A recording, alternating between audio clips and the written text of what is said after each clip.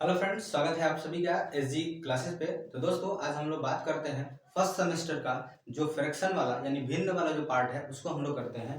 तो सबसे पहले हम लोग समझते हैं कि भिन्न होता क्या है, फ्रैक्शन होता क्या है। तो देखिए, फ्रैक्शन को समझने के लिए सबसे पहले मान लीजिए हमारे पास एक रोटी है या ब्रेड है, ठीक है।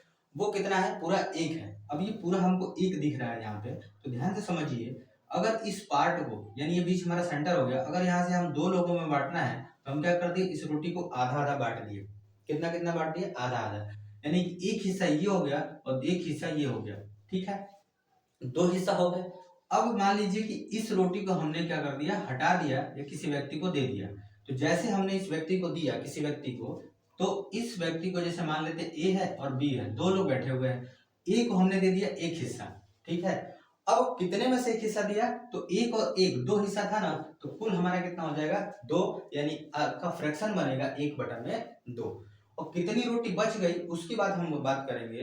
तो क्या करेंगे, वहां पे भी देखेंगे कितनी रोटी थी, मतलब हिस्सा कितना किए थे। तो एक और एक दो, यानी दो हिस्सा किए थे, उसमें से एक हिस्सा हम क्या दे दिए थे, बी को, यानी बचा लिए थे। तो हमारा दोनों का फ्रैक्शन कितना हो गया? 1/2 और 1/2। ये हमारा होता है फ्रैक्शन।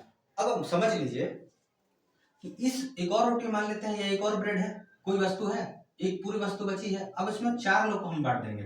अब चार लोग क्या कर रहे हैं, इक्वली डिवाइड कर दे रहे हैं। चार लोग को क्या कर दे रहे हैं, इक्वली डिवाइड कर दे रहे हैं। तो ध्यान से समझिए, चार लोग को जब इक्वली डिवाइड कर दिए तो मान लेते हैं एक हिस्सा, जो ये वाला हिस्सा है दिख रहा है आपको, एक हिस्सा हमने क्या कर दिया, किसी व्यक्ति को दे दिया। अब हमारे पास चार व्यक्ति थे, ए था, बी था, सी था और डी भी था। चार लोग बैठे थे। हमने क्या कर दिया, एक हिस्सा उठाकर सिर्फ ए को दे दिया। यानी कि इसका जो हिस्सा बना, कितना हिस्सा दे दिया? ए। और टोटल कितने थे? 1 2 3 4। कितने हिस्से किए थे हमने? 4 हिस्से किए थे। यानी कि हो गया 4। यानी ए को मिला कितना? 1/4 भाग। अगर बी की बात करें तो मान लीजिए कि जो बी जो था उसको भी हमने क्या कर दिया, एक पार्ट और दे दिया, ठीक है। तो एक पार्ट और दे दिया तो एक पार्ट ये हो गया, चार हिस्सा था तो कितना हो गया? 1/4 हो गया। अब यहां से समझ लेते हैं, जैसे मान लीजिए डी नहीं था, ठीक है। अब सी जो था उसको हमने क्या कर दिया, दो हिस्सा दे दिया। सी को हमने कितना हिस्सा दे दिया? ये दोनों हिस्सा उठाकर किसको दे दिया? सी को दे दिया। तो सी जो मिला उसको कितने हिस्सा मिले? दो हिस्से मिले। यानी कि दो, अब कितने में से हिस्से मिले? चार में से ना। तो टोटल कितना हो गया? 4। यानी इसको हम लिख सकते हैं 1/2 भी लिख सकते हैं। यानी कि उसको सीधा सीधा आधा भाग मिला। ये हमारा हो गया फ्रैक्शन की कॉन्सेप्ट। अब हम लोग पढ़ते हैं फ्रैक्शन में, जैसे मिश्रित भिन्न क्या होता है, असमान भिन्न क्या होता है, समान भिन्न क्या होता है, इस सब के बारे में हम लोग बात करते हैं। तो सबसे पहले देखिए, एक आता है समान भिन्न, ठीक है। समान भिन्न, ठीक है, इसको हम लोग बोल देते हैं प्रॉपर फ्रैक्शन। क्या बोल देते हैं? Proper fraction. प्रॉपर फ्रैक्शन का मतलब ये हो गया, देखिए ध्यान से समझिए, कि ऐसा भिन्न जिसमें हर यानी डिनोमिनेटर और न्यूमरेटर दो होते हैं हमारे पास। एक होता है अंश और एक होता है हर। तो डिनोमिनेटर और न्यूमरेटर से हम लोग क्या करते हैं, रिप्रेजेंट करते हैं। तो डिनोमिनेटर हो गया हर और न्यूमरेटर हो गया अंश। तो इसमें समान भिन्न में क्या होता है कि अंश जो होता है वो क्या होता है, छोटा होता है, और हर क्या होती है, बड़ी होती है। जैसे कह सकते हैं 3/5। अब ये जो फ्रैक्शन है वो क्या है, समान भिन्न का है। यानी कि इसमें डिनोमिनेटर जो है वो क्या है, बड़ा है, और न्यूमरेटर क्या है, छोटा है। तो हम लोग कह सकते हैं इसको समान भिन्न। अब दूसरा पूछता है असमान भिन्न। असमान भिन्न या इसको हम बोलते हैं इम्प्रॉपर, ठीक है, इम्प्रॉपर। तो इम्प्रॉपर फ्रैक्शन क्या होता है? तो यहां से समझिए कि इम्प्रॉपर फ्रैक्शन का मतलब हो गया कि जैसे इसमें हर क्या हो जाए, छोटा हो जाए, अंश क्या हो जाए, बड़ा हो जाए। यानी कि डी जो है वो छोटा हो जाए, एन क्या हो जाए, बड़ा हो जाए। जैसे में हम कह सकते हैं कि 12/5। ये हमारा क्या हो जाएगा, फ्रैक्शन हो जाएगा, वो भी असमान भिन्न का। ठीक है, चलिए अब इसको आगे बढ़ते हैं हम लोग मिश्रित भिन्न की तरफ। अब हम लोग बात करते हैं मिक्स्ड फ्रैक्शन यानी मिश्रित भिन्न।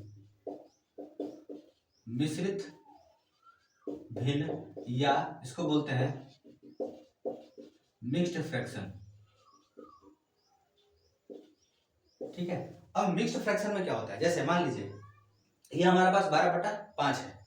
जो भी आप फ्रैक्शन कहीं देखे होंगे, 2 सही 1/5 मान लेते हैं, ये दिया है, तो ये किसमें है, मिक्स्ड फ्रैक्शन में है। यानी कि जो सही में है उसको हम लोग क्या कहते हैं, मिक्स्ड फ्रैक्शन में। जैसे 12/5 है अब 12/5 को कह दे कि मिक्स फ्रैक्शन में बदलिए, हम कभी भी समान भिन्न को नहीं बदल सकते हैं मिश्र भिन्न में, यानी हम सिर्फ असमान भिन्न को ही बदल सकते हैं किसमें, मिक्स्ड फ्रैक्शन में या मिश्रित भिन्न में।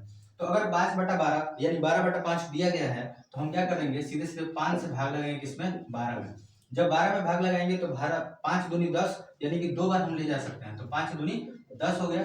10 में से 12 में से 2 घट गया, कितना बचा, 2 बचा, यानी जो रिमाइंडर बचता है, ध्यान से समझिए, यहाँ पे यहीं पे बहुत ज्यादा कंफ्यूजन होता है।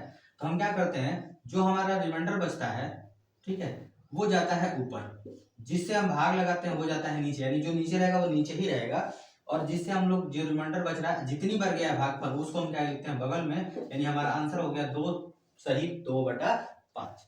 ठीक है, एक क्वेश्चन और समझ लेते हैं इस पर। जैसे मान लीजिए कि हमारे पास एक संख्या है, मान लेते हैं 13/4, 13/4, इसको कह देंगे मिक्स फ्रैक्शन बदलिए। तो क्या करेंगे, 4 से भाग लगाएंगे 13 में, तो 4 3 12, कितने बार में कटा, 12, 3 बार में, एक शेषफल हमारा बच गया।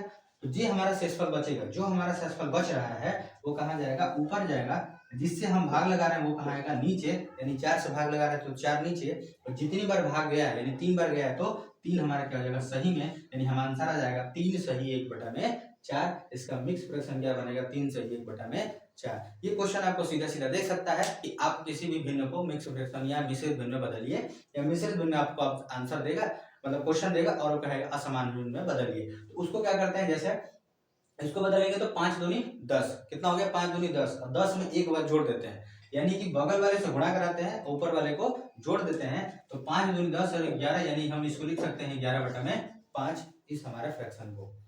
अब बात करते हैं, इतना समझ में आ गया फ्रैक्शन के बारे में, फिर आपको अगले वीडियो में जो आएगी उसमें आपको बताएंगे कि कैसे हम दशमलव यानी भिन्न को कैसे जोड़ते हैं, कैसे घटाते हैं, और कैसे भाग करते हैं या गुणा करते हैं। तो धन्यवाद दोस्तों, फिर मैं आपको मिलते हैं अगले वीडियो में, तब तक लाइक कीजिए, शेयर कीजिए हमारे SG क्लासेस चैनल को। धन्यवाद।